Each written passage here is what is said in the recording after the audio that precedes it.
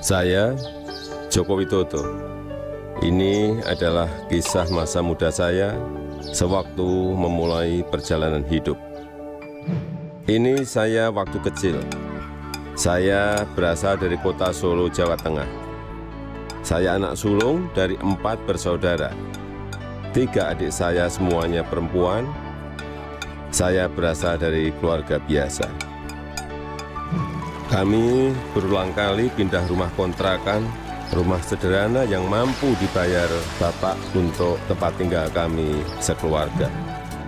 Bapak berjuang untuk hidup kami dengan berjualan bambu dan kayu di pasar.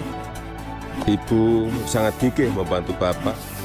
Setelah selesai masak dan membereskan rumah, ia segera pergi ke lapak dagang Bapak untuk membantu mengikat bambu dan kayu. Mereka melakukan itu semua demi anak-anaknya untuk bisa sekolah.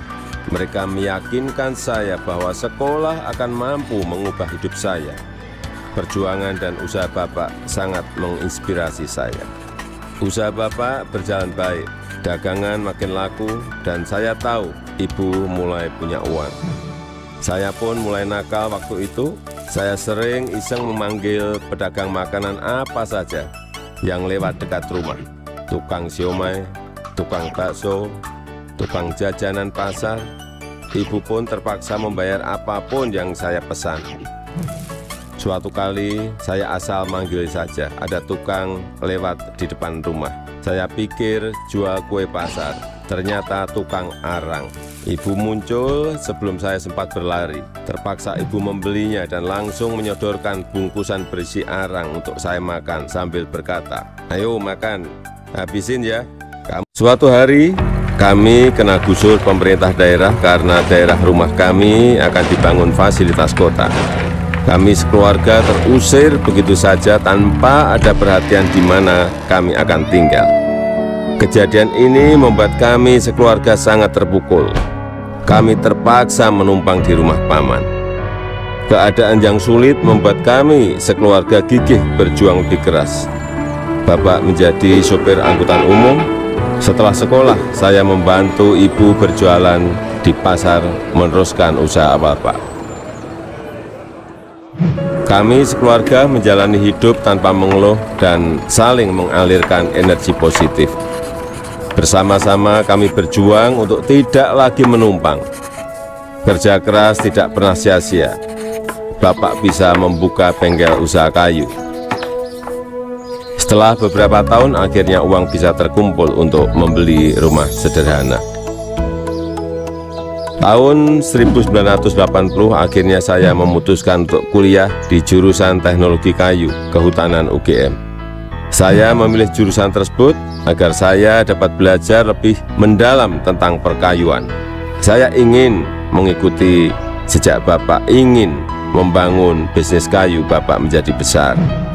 Ini saya gondrong waktu kuliah, dan saya suka banget dengerin musik cadas dari Nazareth, Queen, Metallica, Judas Priest, Guns N' Roses. Saya juga hobi banget naik gunung, Gunung Lawu, Gunung Merapi, Gunung Merbabu, Gunung Kerinci, sudah saya daki. Menginjak masa penulisan skripsi di tingkat akhir kuliah, saya sudah agak kalem. Akan menginjak dunia kerja, saya memutuskan untuk lebih serius. Saya bertemu dengan gadis bernama Iriana. Dia teman adik saya yang sering main ke rumah. Pertama curi-curi pandang, lama-lama jadi jatuh cinta.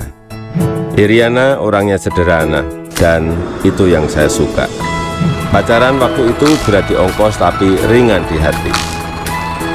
Saya naik bus penuh sesak, bolak-balik Jogja Solo demi bertemu Iriana.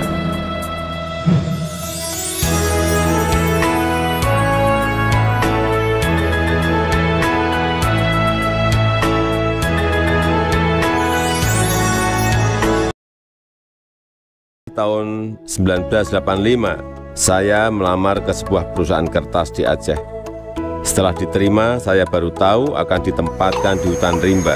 Pekerjaan saya adalah mempersiapkan persemaian pinus untuk kemudian ditanam di lapangan di hutan-hutan yang gundul.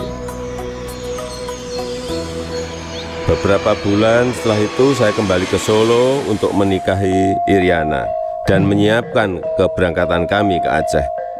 Masa awal pernikahan kami berada di dalam hutan rimba selama 2,5 tahun. Pada tahun kedua, Iriana sudah dalam kondisi hamil dan kita memutuskan untuk melahirkan anak pertama kami di Solo. Kembali ke Solo, mulai ikut paman bekerja di pabrik mebel untuk mencari pengalaman.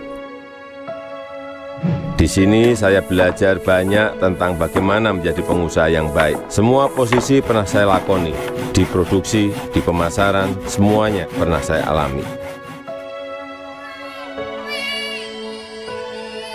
Tahun 1987, anak pertama saya lahir, Gibran Rakabuming. Gibran itu singkatan dari gigih dan berani. Saya ingin putra pertama saya punya semangat hidup seperti namanya. Lahirnya Gibran juga memicu saya untuk mendirikan perusahaan pertama saya yang bergerak di bisnis mebel dengan nama CV Rakabu.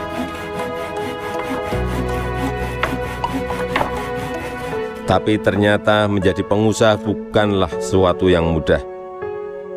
Saya pernah habis ditipu. Barang sudah dikirim tapi tidak dibayar.